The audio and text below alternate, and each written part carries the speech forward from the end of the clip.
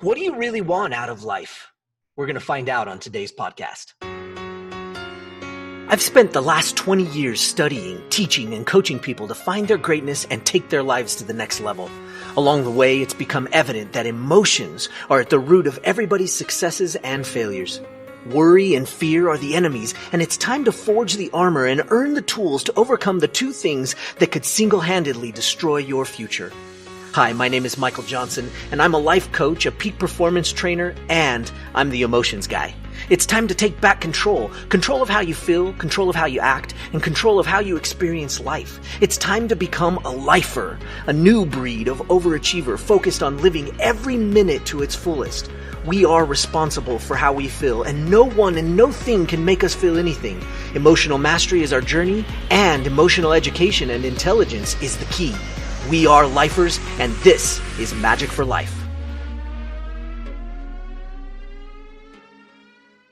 What's up, everybody? Michael Johnson here with the Magic for Life podcast, and I'm so glad you joined me today because today we're going to find out what you really want out of life. And you know what?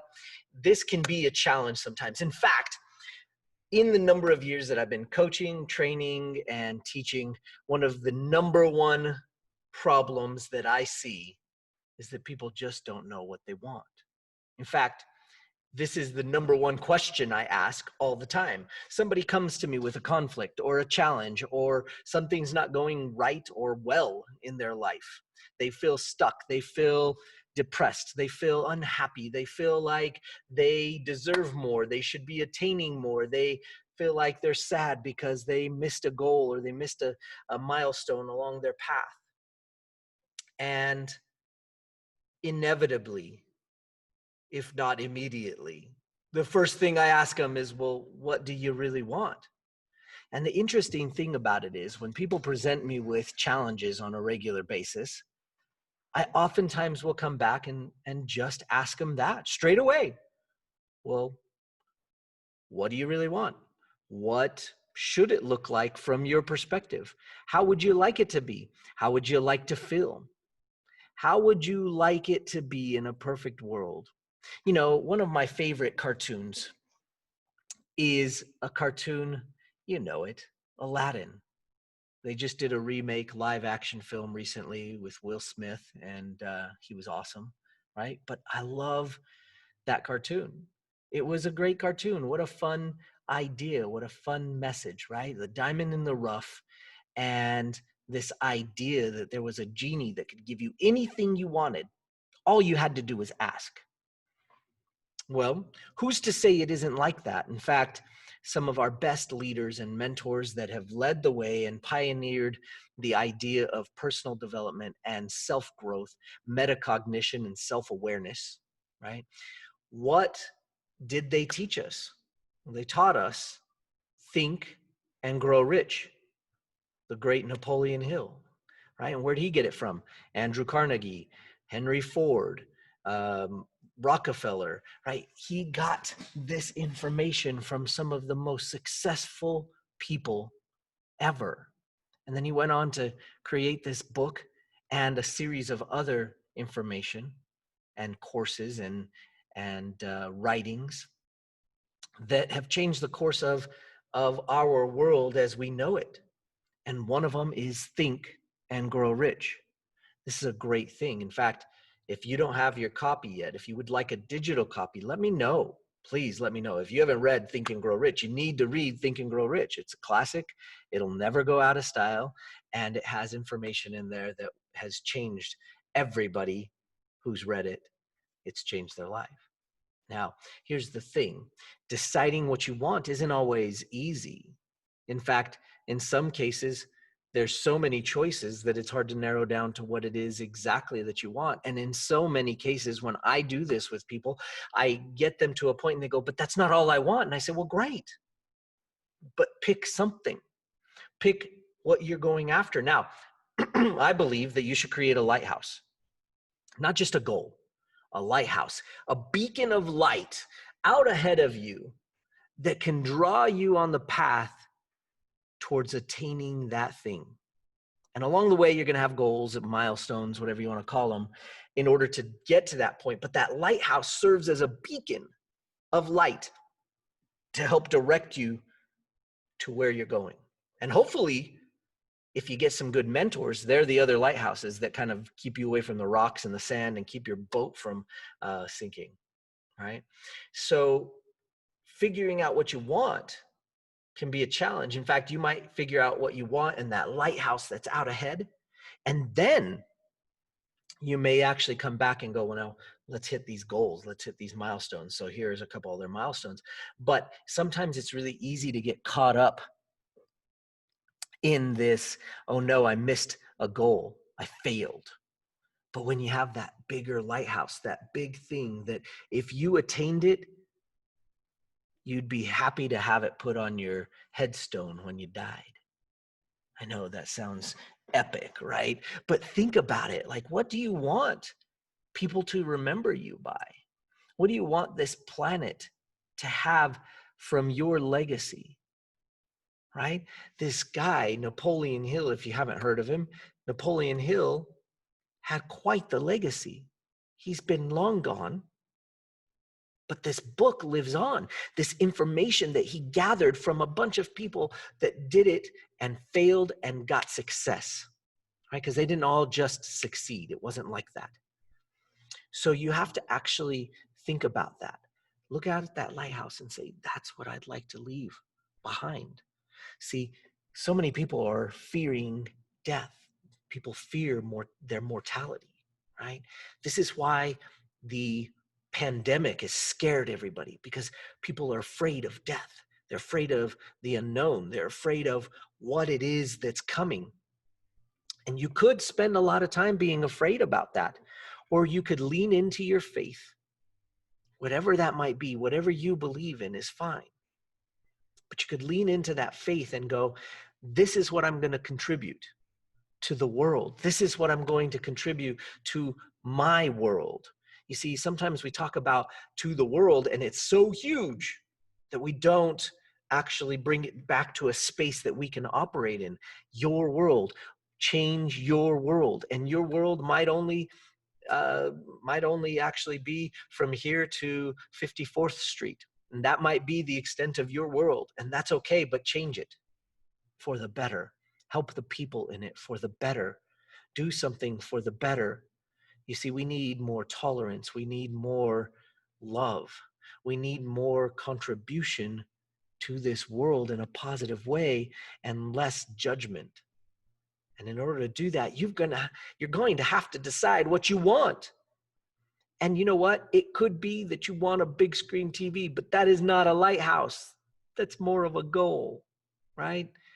They're on sale at Walmart, $298, I think, for 50-inch screen TV. Holy cow, what is that about, right?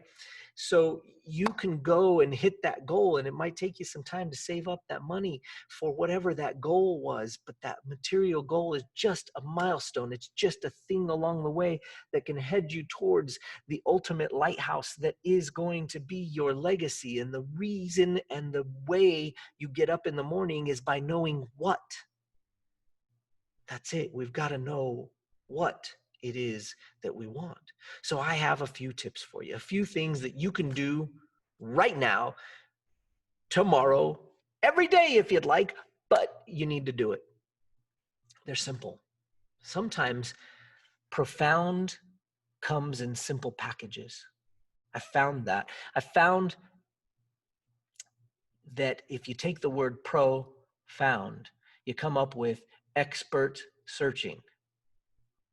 Profound, right? Because the pros found it and the not pros, the amateurs, didn't, right? I know that's silly. It's just a simple way to think about keeping it profound. Profound is simplicity at its finest, right? Keep it simple, stupid. You want to find a way to keep things simple. When you're looking at what you want, don't overcomplicate it with the judgment. Don't overcomplicate it with other people's perspectives and their idea of what you should and shouldn't do and what you can and cannot do. Let them deal with that. And you decide what kind of crazy idea you have. I mean, I don't care if you think a rat that's cute could turn into a theme park. right? I don't care if you think some fried chicken your grandma made could change the world. I don't care if you think a hamburger joint could actually be in every country across the entire world. Might be a crazy idea, but it might happen too. Who knows? You got to have some crazy lighthouses. You got to have something that if you got close to it and you were about to attain it, you would think to yourself, holy cow, I need to create something even more ridiculous because I just attained that lighthouse. And what? You got to have some crazy ideas. You can't be afraid to dream. And then you just go after it and you swing the bat until Babe Ruth led the way so well with that. He taught us to do that so well. He just struck out and struck out and struck out. And he ended up with the most home runs for a while until Hank Aaron came along. And we only know him and remember him for his home runs, not his strikeouts, not his misses, not his mistakes. It's just how it is. So you've got to dream big. Now, here's the process. Sometimes we can get really involved. And honestly, if you want to go through a super deep, involved workshop, I've got plenty of those for you. Okay, but let's get it simple. Let's do it real simple right here. If you got a napkin, great. If you need to just take out a little note card, great. You got to keep it simple. Just grab a note card, whatever. Find a pen laying around or a piece of pencil or some coal on the ground, whatever you got to do. Okay. But I'd like you to actually write it down. I have an electronic tablet, right? I love this thing, right? But because it helps me keep my notes and my crazy mind all organized, right? But I really highly suggest that you get something to write down. So here are your 3 steps. Pick your favorite song or your favorite playlist. If you don't have one, search it on Pandora or YouTube and it'll come up and you'll find all your past favorite music. Okay. Or pick your favorite song and put it on repeat. Play it over and over and over again. Okay. Number 2, get outside somewhere. Outside. Get into nature. Nature is powerful. There's so much energy outside. Get outside if you can. And if you can't, it's understandable, but maybe get somewhere with a great view. If not, close your eyes and take yourself there. I don't want any excuses about how you couldn't get outside. You know what? Next time you can do this exercise again. It's great. This podcast will be here for you to listen to again. So get outside. I highly recommend getting in nature. Get near water. Get near in some trees. Go outside and listen to the birds chirp. If it's snowing, bundle up. Go outside.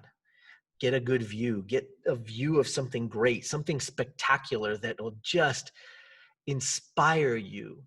Put your VR, if you can't go outside, put your VR goggles on and go on one of those virtual tours where they show you everything, all the wonders of the world. Get creative, okay? But outside, nature, the universe has something really great to share with you. And when you can connect to it, it'll help you get clarity on things that you want. Go for a drive. Put on your voice recorder if you have to, if you can't write, and then write it down later. And number 3, write down everything that comes to your mind. When you're asking yourself, what do I want? Make it epic, please. Because it's not about failure. It's not about whether you get it or not. It's not about anybody else in the world judging you. It's not about any of that. It's about you knowing what you're getting up in the morning for. And we'll talk about how you do that. Once you know what you want, things get a lot easier. But you got to do this. Now, when you're writing this stuff down, when you're writing anything that comes to your mind, there's a few stipulations, okay?